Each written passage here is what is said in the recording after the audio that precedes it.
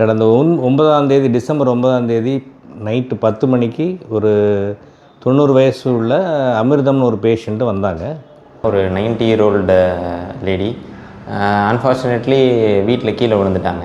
கீழே விழுந்து ஹிப்பில் ஒரு ஃப்ராக்சர் ஆகிடுச்சு. அவங்க வந்து அதுக்கு ப்ரீவியஸ் டே வரைக்கும் நல்லா நடந்துகிட்டு இருக்காங்க. 90 years but still she is ambulant. நல்லா அவங்களே நடந்துக்கிறாங்க, அவங்களே எல்லா வேலையும் பார்த்துக்கிறாங்க, வீட்டை விட்டு வெளியில் போகிறாங்க. அப்படிங்கிறப்ப இது வெரி ஒரு அன்ஃபார்ச்சுனேட் இன்சிடென்ட். கீழே விழுந்ததுலேருந்து அவங்களுக்கு நடக்க முடியல. கொஞ்சம் ஒரு மேஜர் ஃப்ராக்சர் தான் அது. ஒரு நாள் ஈவினிங்க்கு சர்ஜரிக்கு ப்ரிப்பேர் பண்ணுற மாதிரி ரெடி பண்ணுற மாதிரி சர்ஜரி பண்ணுற மாதிரி ரெடி பண்ணியிருந்தோம்.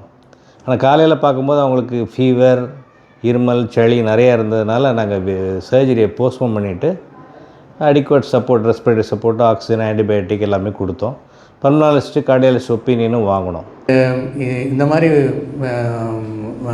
ஓல்டு ஏஜ் பீப்புளில் வந்து நார்மலாக வந்து ஒரு அனஸ்தீசியா சர்ஜரின்றதுனாவே ரிஸ்க்கு 0ன்னு கிடையாது. ஸ்டார்ட் வித் ரிஸ்க் 1 தான்.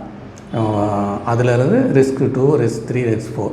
இப்போ இவங்க பாட்டி எந்த கேட்டகரியில் வருவாங்கன்னா ரிஸ்க் 3லேருந்து ரிஸ்க் 4க்குள்ளே அவங்க வருவாங்க.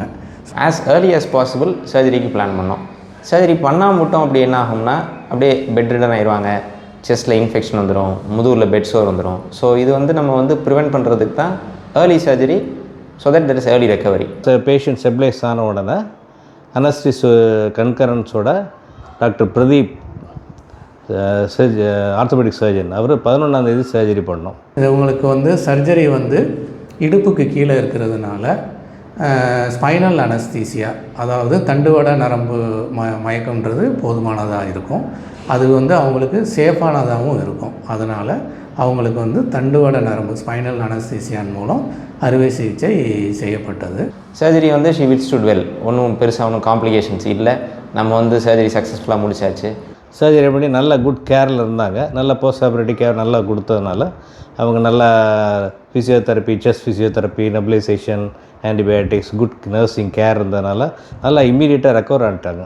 முடிச்சுட்டு ஒரு 1 டேயில் வந்து அவங்கள வந்து எந்திரிச்சு உட்கார வச்சாச்சு, நடக்க வச்சாச்சு. Now she is walking. With help of walker வந்து நடக்க முடியுது. இப்போ வந்து வீட்டுக்கு போகிறப்ப அவங்க ஆல்மோஸ்ட் நடந்தால் வீட்டுக்கு போகிற மாதிரி இருக்கும். So she is good enough. Within ஒரு 1 வீக்கில் வந்து இது ஒரு ட்ரமாட்டிக் ரெக்கவரி. அவங்க வந்து 90 இயர்ஸ் ஏஜ் தான் இது மெயின் க்ரைட்டீரியா. டிலேட் ஏஜில் வந்து சின்ன ஒரு கீழே விழுந்து சின்ன ஒரு ட்ராமானாலுமே ஃப்ராக்சர் ஆகிரும். அதை நெக்லெக்ட் பண்ணக்கூடாது. சீக்கிரம் சர்ஜரி பண்ணோம் அப்படின்னா சீக்கிரம் ரெக்கவரி ஆயிடுவாங்க.